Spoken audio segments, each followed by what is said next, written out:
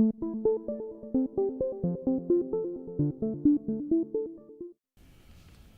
Bernie, thanks for joining us today in the chair. Thanks, Jim. Pleasure to be here, mate. You've taken over the role of CEO of Parramatta Eels, an iconic brand, particularly in Western Sydney and Australia. What drove your interest to take on this role? Well, Jim, I've had a lifelong love of rugby league. My grandfather took me to the 1965 grand final. I fell in love with the game. I played the game. Ended up playing a bit of grade football at the Roosters. My brother Marty was a regular first grade player, terrific player. So our family has loved the game. I had 9 years at CEO of the Roosters. I then went to the United States. I married to a lovely American lady and we lived there for 13 years. And then Parramatta reached out when they were looking for a CEO after the troubles they had a few years ago, and they said, would you be interested in considering the Parramatta CEO job? Well, ironically, I'd spoken to someone probably 7 years ago. I think it was my son asked me, would you ever go back? I said, the only club job I would probably look at is Parramatta. And Parramatta weren't travelling very well then, but I've always known the scale of Parramatta, the scale of their fan base, the passion of their fan base, and just the unlocked opportunity that I knew existed at with the Parramatta Eels. And that's both from a commercial and corporate sense with the burgeoning growth of the Western Sydney business community and all the infrastructure going on out here in the West, and not to mention the fan base around the football program. So I thought one club that was effectively the sleeping giant of the National Rugby League, and quite frankly in the broader Australian sports landscape, was the Parramatta Eels. So when they phoned and said, would you be interested in discussing, I was quite happy in the US, living in California, but it piqued my interest and my love of the game, and I thought I could make a contribution to the Parramatta Eels. Well, let me just say, on behalf of Western Sydney, you have certainly made a contribution. It's been most positive, and you've really laid down an agenda, a profile that is virtually non-negotiable.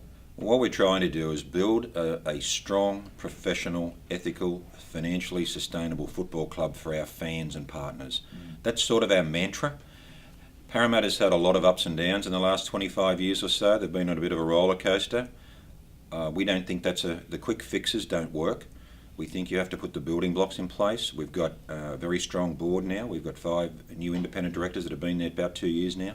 They're very business focused, but they love the game and they love the Eels. So that's a strong focus. The Constitution's been redone. So from that governance and management point of view, we think that's an important brick in the wall. The second important brick in the wall that we've worked on the last 2 years is actually financially stabilising the business. Doesn't matter what business you're in, whether it's BHP or selling widgets or running the Parramatta Eels, if you don't have a financial sustainability and stability to your business, the rest of it doesn't count. So with good governance and management, number one, and some financial sustainability, number two, we're able to embark on a bit of a journey, and it's going to take a little while, rebuilding the trust of our fans and partners, rebuilding our trust within the business community, particularly in Western Sydney. Let's face it, we took a reputational hit there for a while, and we've been battling that for a couple of years, but we're getting some traction in that space now. We are very, very committed to re-engaging with the businesses of Western Sydney, whether they be small, medium or large. We think to have those communities and those businesses on side with us will be a great thing both for the businesses and for our club. And the reality is Parramatta Eels is probably the most high-profile organisation in Parramatta. We've been in the Parramatta precinct and the Greater Western Sydney precinct since 1947. People outside of Parramatta, like I used to be, when people talk Parramatta, most people automatically think of the Eels. So we're a very high-profile organisation. We take that responsibility very seriously. We want great corporate partners, but just as importantly, we have a magnificent list of community partners. Ronald McDonald House, Westmead Children's Hospital, Northcote, Men of League, the Life Education. So we are very, very committed to being an integral part of the community. And I want to explore that part. There's certain values that you've really just made very explicit. What are those values within the context of those organisations that you want to cement and continue with the Eels? Well, the values as being a decent community citizen, that's probably a mantra. We want to be a respected member of the community. We want to be a connected member of the community. And you can't just have those signs on the wall. You've got to actually live it. We're doing that with our community partners, and it's an evolving process as well. As I said, we're rebuilding our trust in the corporate community in Western Sydney. We think there's absolutely untapped potential in the Western Sydney. We're also doing that with our community partners. Our players love going to Westmead Children's Hospital and Ronald McDonald House. Quite frankly, some of them have said to me, I get more out of it than the kids do, which is a great thing to hear. So for all the negativity you hear about around rugby league, there's a lot of really good work going on. One of the big things for us in the short term, of course, is the new Bankwest Stadium.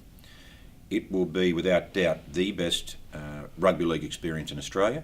You're extremely close to the action. We have the steepest stands in Australia. 30,000 is an ideal size.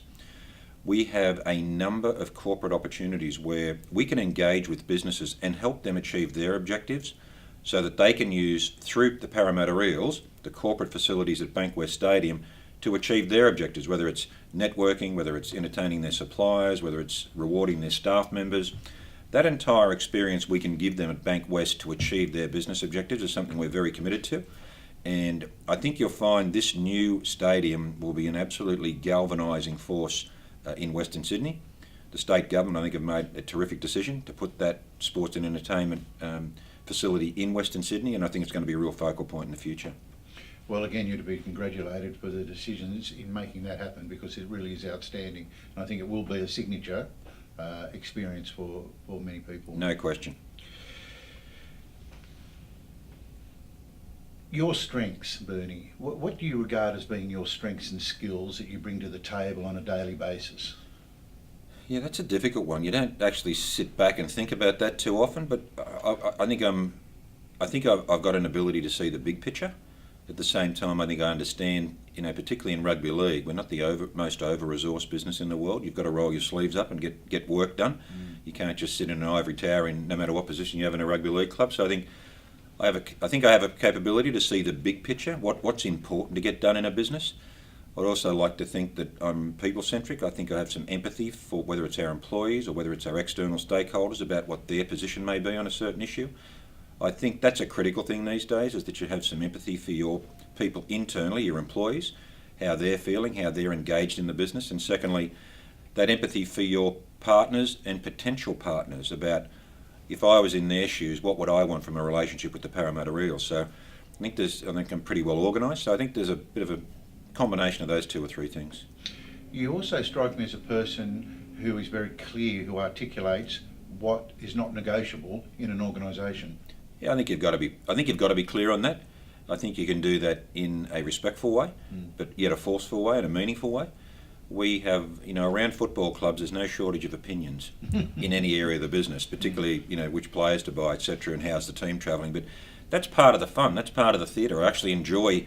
2 or 3 weeks ago, I went to our member council. They're a group of 20 people that represent our members. It's a member council. We use that as a feedback forum, and I really enjoy engaging with them. Even if we have some robust dialogue along the way, it's good for them to hear our perspective and why we're doing things, because often things are very simple to fans, but often when you get internally and you're dealing with the NRL and sponsors and everybody and stadiums, things aren't quite as clear cut. But yeah, we like to set a clear direction. We're just in the process, actually. Our board has just approved a 3-year strategic plan for our business, which I think is going to give us a really good roadmap for the next 3 years, 2019, 20 and 21 for the Eels. You need a roadmap. It's a guide. So we've got some pretty lofty but realistic ambitions in that, whether that's commercially or with respect to the football team. But to your point, yeah, you've got to be definitive, but I think that can always be done in a respectful way, particularly with your employees, where you need them engaged. I think the old autocratic style of leadership that doesn't work with millennials anymore, nor should it. So yeah, I think we have a clear plan, and it's gonna be a bit of a journey for us. The NRL is very, very competitive on the field, and people tend to look at on-field results. Unlike a lot of businesses, we have a scoreboard for our business every weekend. In addition, though, we have the off-field scoreboard, which is the P&L. We have to make sure that we have a financially sustainable business so that we can keep providing our fans with a great club. And look, we're working to make our club a great club. We're not there yet. It's a journey, but we understand that, and we don't want to take any shortcuts. If it takes another year or two to get to that point, then we'll do it. Fantastic, and I wish you all the very best in your endeavours in those areas in particular. It's great to have a good financial base. I think it's a great springboard to go forward. Well, we're very lucky. We have a very good relationship with Parramatta Leagues Club. Parramatta Leagues Club owns the Parramatta Eels, but it's more than that's an ownership structure. It's more than that. It's a legitimate partnership We work together as one. We're one Parramatta, the Parramatta Group. We help the Leagues Club. The Leagues Club obviously helps us. They're our major funder. So we view it as not as an owner subsidiary. We view it as a partnership.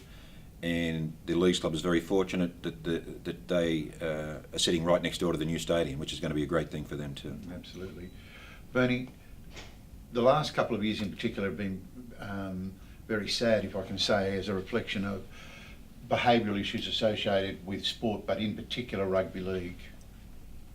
I think most of us understand what's happened, and particularly this year, unprecedented. What's your take on that? What are you doing to mitigate those terrible things? Yeah, first and foremost, you've got to acknowledge it. It's happened, and we don't defend it. Some of the behaviour's been appalling, and we need to address that. But there's always a context and a perspective around most issues. Having been around the game for a long while, I had 9 years at the Roosters as their CEO. I've been with Parramatta now for a couple of years. I've been around the game as a player and administrator for over 40 years.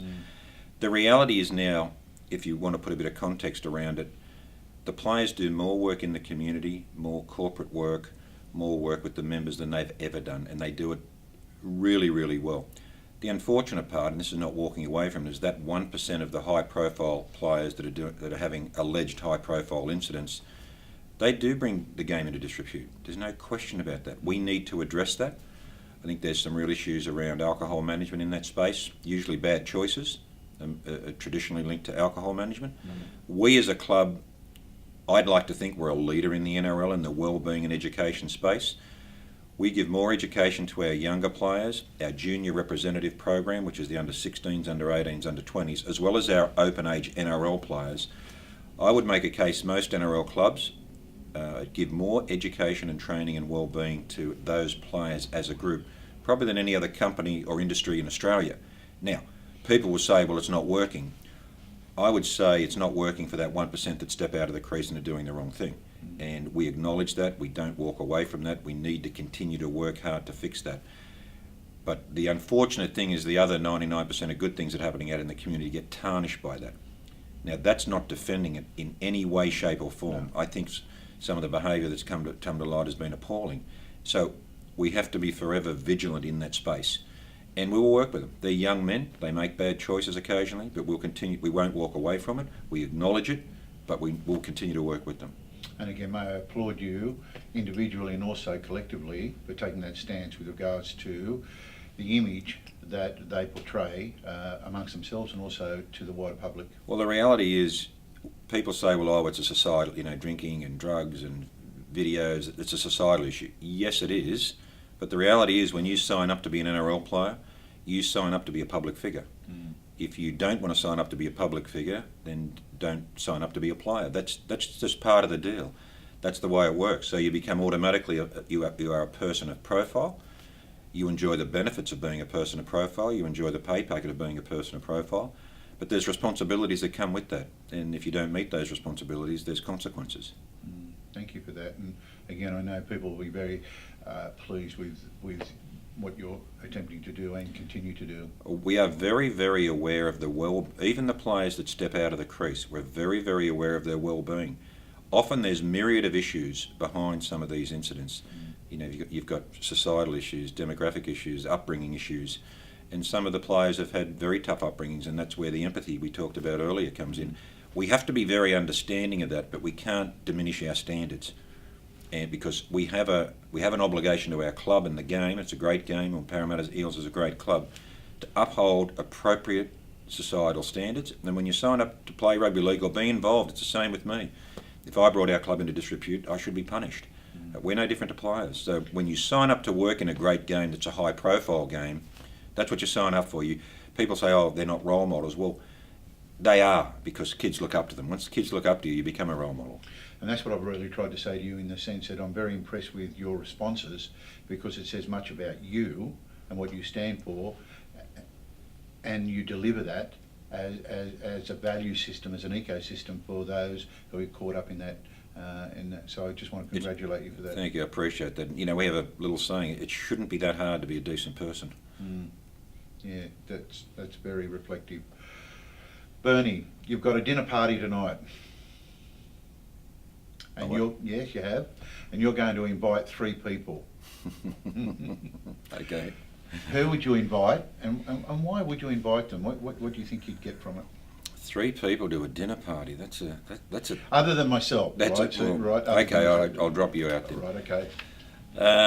Boy, that's a tough one. If Muhammad Ali was still alive, I would have Muhammad Ali because growing up, he was an iconic person in the community. He transcended sports. There's some other great people that deceased or living. Nelson Mandela is he's a great humanitarian. He would have been an interesting person to have at a dinner party. And maybe someone from the technology space, a bit of new world, maybe a Bill Gates or someone like that would add a totally different perspective to sports, but something more in line with the future of our communities. Thanks for joining us in the chair today. Thanks very much, Jim. Look, it's been a pleasure to be on, and look, where this may sound ironic, we finished 4th in 17 and last year in 18 we finished last, but quite frankly, I was speaking to a group the other day, I said I could not be more excited about the future of the Eels than I am at the moment. So I think on and off the field, I think we've got a great future. We're going to have to keep chipping away at it. It's very difficult. The NRL is a very competitive competition, particularly on the field. But you'll see some improved performances this year. And like I said, in the broader picture of our club and our desire to give our fans and members and partners a club they can be proud of, I'm really excited for the future. I'm excited too, so thanks for being here. You're welcome.